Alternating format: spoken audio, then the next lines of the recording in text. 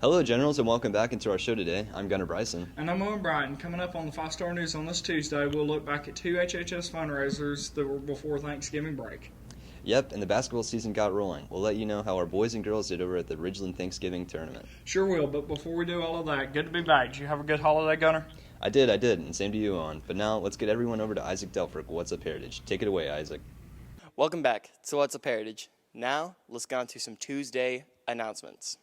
Students, progress reports are being sent out today, so if you are behind in your work, now is the time to get it done. Next up, the Snowman Slam is happening on December 1st. Cost is $3 to enter, and we hope to see you there. Lastly, our Christmas concerts will be happening on December 1st, 5th, 6th, and 8th. So go out there and support your Generals. Now, let's get on to the weather. For Tuesday, it'll be cloudy with a high 66 and a low 57. On Wednesday, it'll be nothing but rain with a high 64 and a low 29. And for Thursday, it'll be sunny with a high 49 and a low 30. Now, let's get back to the anchors for more news. Thanks, Isaac. Now to the news, and we want to take you all the way back before Thanksgiving break to let you know how the annual HHS food drive turned out. Sure so, this is one of the school's biggest fundraising events, and this year was no exception. Our students and staff raised around 3,500 food items. That's really good. Yep, and 3 classes took home the top honors for receiving a pizza party later this month. Those classes were Dr. Shipley, Miss Wilson, and Miss Lewis classes. Congrats to all that participated, and here's 5-Star News reporter Penner Alton and Aaliyah Hensley with more on this report. Well, again, this year, FBLA sponsored the Thanksgiving food drive. We had a lot of first block classes that participated.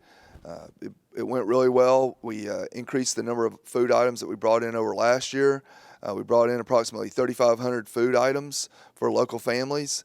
And the people that did the best, though, was Dr. Shipley's class was first, Miss Wilson, and then Miss Lewis's class. So they did a great job bringing tons of food items. I'm proud of my first block for winning the food drive. We brought in almost 1,000 cans. It was a close race, but we ended up winning at the end. I had 27 juniors, and they really put a lot of effort in, excited to donate cans for families in the community. And Dallas Hillary was a star, bought hundreds of cans for us. We had a lot of fun with it and looking forward to the pizza party.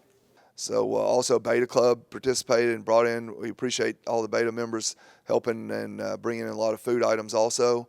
So it really helps the community. It shows service to our fellow citizens that are in need. And, FBLA is proud to be able to sponsor it.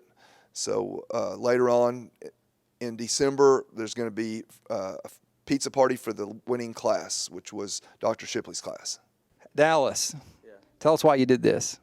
For the kids, man. For the kids. What did you think about your class bringing in almost 930 cans? Incredible. Probably the best thing that has ever happened in this school. Very cool. We had a good time. It was a good event. We appreciate Coach Kraft, Ms. Sawyer putting it on, and hopefully it helps the families of the community. Well done, everyone. Now on to another fundraiser that wrapped up last Thursday before the break as well. This one was put on by our own FBLA department, and it was the first ever side hustle sale. If you'll remember, it was designed to let our students set up and sell whatever they wanted and whatever they wanted to bring in. How this event turned out, here's Isaac Delk with the recap.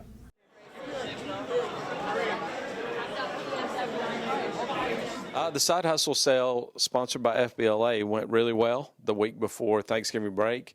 We had several students set up. This is the first time we've tried to do this. So hopefully it'll be something we can do once a month, and it'll continue to grow. Some of the students had a really professional setup with some really nice items.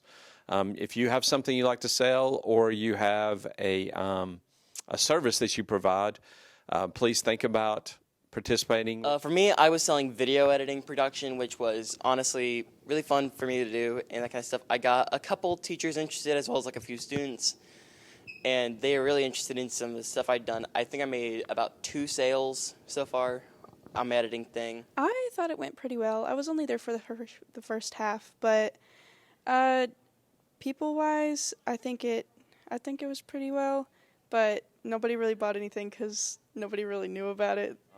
And then hopefully, too, we can have more students think ahead and bring some money with them because, it's a cash a cash sale, so you'll have to bring cash with you that day and plan ahead. 2 big-time fundraisers in the books. Time for a break now here on the show, but hang around for Brody Irvin's Sports Report. Yep, Brody's going to talk b-ball tonight for boys and girls, and the tournament kicked off. How did it go? Here's Brody with a recap. Attention generals, if you get tired of Thanksgiving leftovers like I do, we have the perfect post-Thanksgiving meal for you and your family November 30th at the Dose Bros in East Ridge. It's the first ever Heritage High School Boys and Girls Tennis Spirit Night fundraiser. The fundraiser will run from 3 to 9, and all you have to do is mention our team's name as you order. Then a portion of your bill will go to the team. Come see us Wednesday and have some tacos, burritos, chips and queso. That sounds good. See you at Dose Bros in East Ridge, November 30th from 3 to 9. Be there and support Generals Tennis.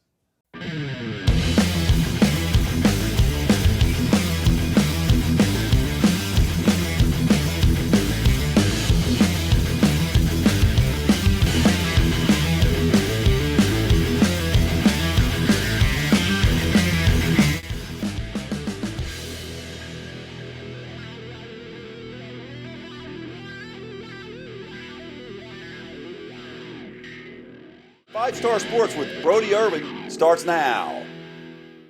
Welcome into sports, everyone. Brody Irvin back with you to talk about some basketball on this Tuesday, and we'll start with the boys team. Our Generals spent 3 of their days off last week over at Ridgeland High School in Rossville in the Thanksgiving Holiday Tournament. Coach Hatt's squad took on Ridgeland, Coahuila Creek, and Murray County. How did it go for our boys? Let's just call it what it was, a clean sweep. Let's get you over to Gunner and myself for the game recap and a quick preview of tonight's game at LFO. It was good. We got off to a good start. Won all 3 games.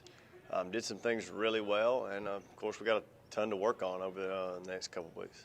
Yeah, our whole team played good. Everybody played really hard on defense and stuff like that. Led to points on offense. So yeah.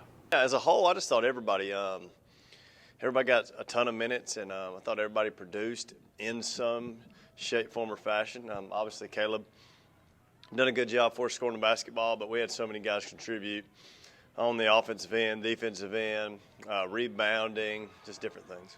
All right, and then what do you need to work on for late game? Just getting our defense down, learning the offense more, playing hard. That's it, really. Just work hard in practice. Defensively, we just got to all get on the same page and work toward the same goal and understand that defensively, like, every single person has a role and it all fits together. And if one person isn't on the same page, then it can screw everything up. Congrats, guys. A great way to start the season. Now to the girls, and Coach Elkin's ladies were also at Ridgeland during the break. The Generals took on the same teams after a big win over Ridgeland on the first day of the tourney. Things got a little more difficult. Here's myself with Gunner with the recap. We're pretty much playing the part that I thought we would play, as far as like the inexperience and making mistakes that freshmen typically make. Young players and inexperienced players and that sort of thing. So we did a lot of great things. I thought that we made a lot of strides. If nothing else, we got some experience on the court for some of these younger players that had not had previous high school experience. It was okay, I guess. Macy Collins really led the team. We obviously tried to get her the ball as much as possible. I think she ended up averaging around 16 a game for 3 games. And I played pretty good, I guess. I thought Tori Epps and Lauren Mock played pretty good. Lauren's going to come along. She's got a lot of experience. I think she'll start playing really well for us at some point. And then the rest of them are just going to have to find their groove. I think right now it's just playing together. We have 2 players with any varsity experience, so we're throwing a lot of young players in there and playing. And I think the game, like I said, was really fast. And it'll get easier. It'll get easier as we go, and as long as they keep working at practice, we'll be fine. We need to work on our defense and playing together. It's tough. They press a lot, 1-3-1, half-court trap, and they're real active and athletic. And turnovers are a problem for us right now. Obviously, with our youth. So I think keeping hold of the ball and not turning it over and giving away cheap baskets on the other end. I mean, if nothing else, just throw the ball out of bounds if you have to, as opposed to giving up a live ball turnover and leading to a run-out layup. Those sorts of things that we have to understand. And also shot selection. I think we can do a job defensively and kind of keep them at bay a little bit, but I think taking care of the basketball is imperative. Thanks for sports, Brody, and we also want to congratulate our wrestling team. They performed very well in the tourney down in Savannah over the break as well. Congrats, guys. Now back to the news, and we've talked most of the show about some things that happened right before the break. Now let's talk about some things that happened last week. And now we want to find out what some of the guys did over the holiday. Did you stay at home, travel, eat a ton, shop till you dropped, or were you like Owen here and just watch football? Let's find out. Here's Penner and Aaliyah again with a report. Hello, Heritage. Welcome back from fall break. Just to let you know, my family and I, we flew out to a little town in Colorado called Steamboat Springs. It's a snow and ski resort. Did a little skiing, ran a 5K on Thanksgiving morning, a little turkey trot. Just did some sightseeing, just saw some beautiful, mountains and snow and those kind of things. But it's just fun just to get away for a time and just see a little something different. So something interesting I did over Thanksgiving break was I went and shadowed a nurse in the ER at Park Ridge for 8 hours. So I got to see many different things that came in there, see how they treat it, what the doctors do, and just how they treat patients there. So it was really cool and a good experience. Over Thanksgiving, I went to the beach with my family and had fun with my grandparents. And then other than that, I ate a bunch of food, and we went to a bunch of restaurants, and then I came home. And we had school, and that's pretty much it. Looks like everyone had a great week off, and with that, we'll wrap up this Tuesday edition of the 5 Star News. We'll see you again on Friday with a brand new report, but until then, stay classy, Heritage.